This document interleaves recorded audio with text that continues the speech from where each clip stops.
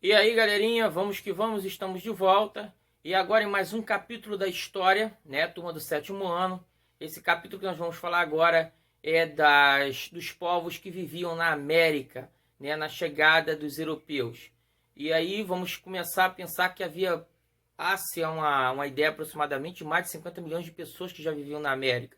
Vários grupos étnicos, vários grupos indígenas, né, desde a América do Norte até a América do Sul.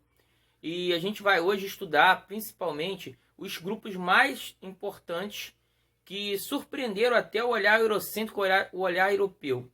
Chegada de Colombo ali na região da América Central, ele vai chegar pensando que está chegando às Índias, por isso vai se dar o nome de índios a esses grupos, né, também hoje conhecidos como indígenas. E em cima desse conceito de Colombo, também vai ser identificado esses povos, essas grandes civilizações que vão ser encontradas, principalmente na América, que vai ser a América Espanhola, né? São os povos conhecidos como povos pré-colombianos. Outra coisa que a gente tem que entender e compreender é que esses povos, eles não eram os únicos. Quando a gente fala muito entre astecas, maias e incas, né, a gente fala das civilizações mais poderosas da época que esses espanhóis chegaram.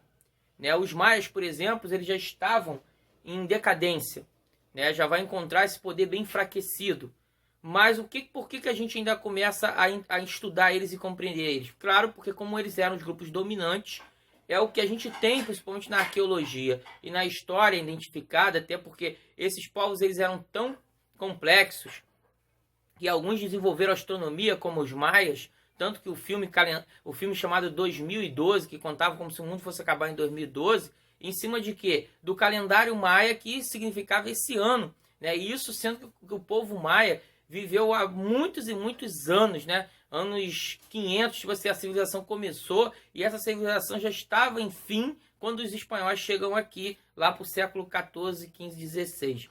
Então a gente vê a compreensão de entender como que o calendário desses caras, eles estudavam bastante bem as estrelas e entendiam e compreendiam bem. Eles tinham um cálculo muito inteligente, e você vê pelas próprias estruturas, né, das cidades sagradas dos seus templos, sempre valorizando a questão do sol e a questão da lua e das estrelas.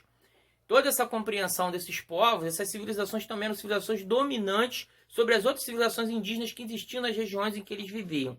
Tanto é que antes dos astecas chegarem ao seu apogeu, havia vários outros grupos, como mixtecas, toltecas, os próprios olmecas, né? Havia vários grupos que aí sim, quando chega essa chegada desses espanhóis, esses grupos que estão ainda prevalecendo são essas três civilizações. Essas civilizações, o que faziam com as outras?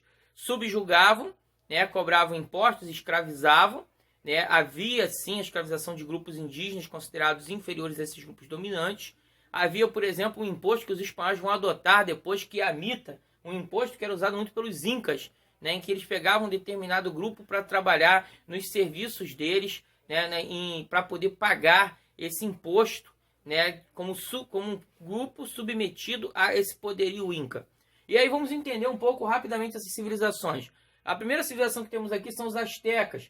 Essa civilização, ela basicamente está no México. É a grande civilização, né, totalmente poderosa. A cidade fundada por eles, Tenochtitlan, era uma cidade muito maior do que muitas das grandes cidades europeias, tá? Com uma organização administrativa e política surpreendente aos olhos dos espanhóis. Na época, o grande rei era Montezuma, né? Vai ser conquistado por Hernán Cortés, o conquistador espanhol, de forma cruel, né? Claro que tem toda uma característica misturada de mitologia com a realidade dessa conquista, porque havia nas profecias dos astecas, isso descoberto nos códices deles, porque eles tinham uma escrita, como eu falei, eram civilizações bastante desenvolvidas, né? E aí, com esse poderio, eles tinham as escritas, e que dentro dessas escritas havia uma certa profecia sobre a chegada de um conquistador, metade homem, metade cavalo, que aí eles vão ver a figura de Cortés em cima de um cavalo,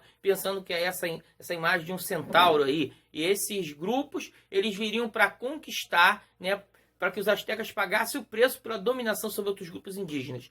Bem, em cima disso tudo, houve também a questão do poderio da arma letal, que era a pólvora na mão dos espanhóis, e as próprias doenças trazidas por esses grupos fora a inteligência desses conquistadores em usar a própria rivalidade dos grupos que estavam submetidos a esses grupos que dominavam.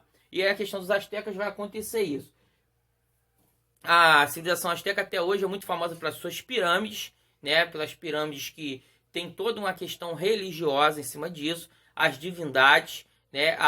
Todas essas três civilizações há uma mitologia muito rica, até hoje estudada, como a própria arqueologia cada dia mostra como que era a capacidade desses povos, né, de desenvolvimento. O segundo grupo são os maias, como eu falei, né?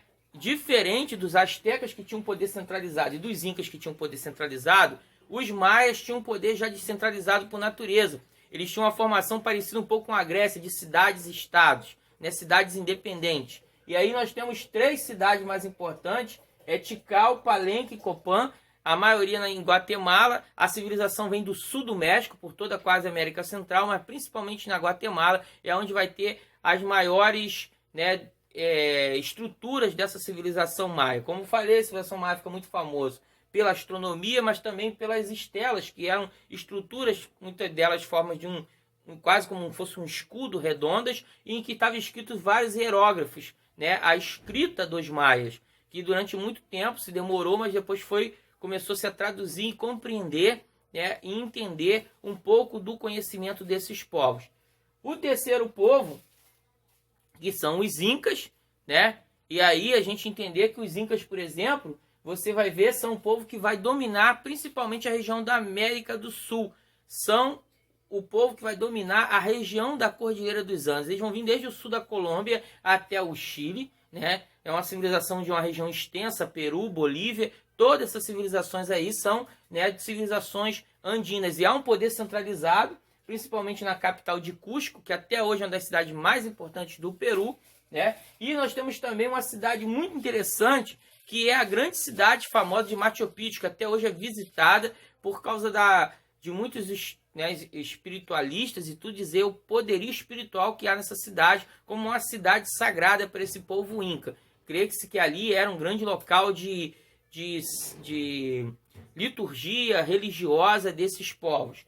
Bem, outra característica interessante desse povo inca é os quipôs ou quipus, que eles faziam as contas deles através de cordões em que eles davam nós, contando, muitas das vezes eles usavam cordões com nós para fazer quantidade e ao mesmo tempo também usavam as cores dos cordões. E isso eles faziam a conta e os tipos de produtos através das cores e da quantidade de nós que havia em cada cordões, né?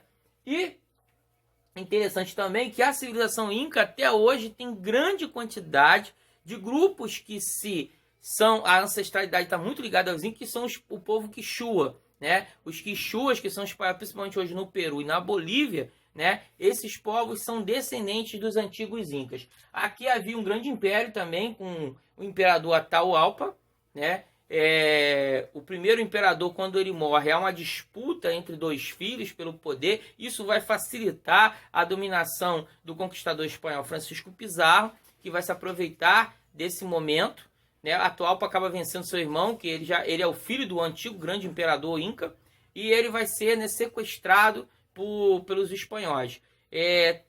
Como aconteceu dos astecas, também vai ser com grande crueldade que os espanhóis vão tomar essa região e conquistar e exterminar essas grandes civilizações, pelo menos o poderio delas, porque o que vai acontecer são os sobreviventes que vão ser escravizados, né? Porque os espanhóis estão diante principalmente de tirar não conhecimento nesse momento, que o que é entendido e compreendido do conhecimento dessas civilizações vem a posterior, mas naquele momento principalmente a questão do metal, que é o que os espanhóis queriam, o ouro e a prata, né? Muito rica essas regiões, né, dominadas pela colonização espanhola. Bem, esses grupos indígenas aqui são os grupos mais importantes, como eu falei, da América. Lembrando sempre que da América Espanhola, lembrando sempre que nessa América Espanhola vai haver outros grandes grupos, por exemplo, na região da Argentina, né, na região que fica o Paraguai, esses grupos aí, havia outros grupos indígenas, né, mas grupos, por exemplo, parecidos com os grupos que havia no Brasil,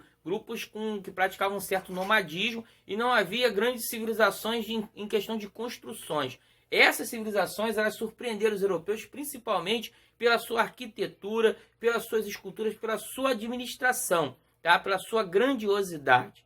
Não dizendo que as civilizações, eu até sempre pensava quando criança, quando adolescente, por que os nossos índios eles não tinham tanta essa preocupação com essas estruturas? Mas aí você pensar bem que o território brasileiro extremamente extenso, né, e rico em alimentos, em água potável, em tantas coisas que não havia na preocupação dos nossos indígenas em se preparar e se preocupar com tantas construções grandiosas como esses grupos aí que em cima dessas estruturas mantinham não só a sustentação do seu povo, da sua economia, como a própria questão da organização administrativa. Os incas, por exemplo, eles tinham uma coisa assim bem estratégica. Os povos dominados, eles colocavam posições nas fronteiras, né? E o que acontecia? Botava alguns povos que não eram dos mesmos grupos para poder manter a dominação deles, né? Nessas regiões e nessas fronteiras. E havia um grande correio, porque se você observar depois no mapa e você vê do sul da Colômbia até o Chile, passando por Peru e Bolívia, você vai ver que é uma extensão extensa para uma civilização que não existia nem avião, nem automóvel, né? Era tudo em cima de animais ou a pé. Então, para você ver a capacidade de grandiosidade dessas civilizações. Bem, galera, a gente fica até aqui. No próximo vídeo a gente vai falar principalmente sobre os indígenas que estavam no Brasil, na América Portuguesa. Fiquem com Deus, até a próxima.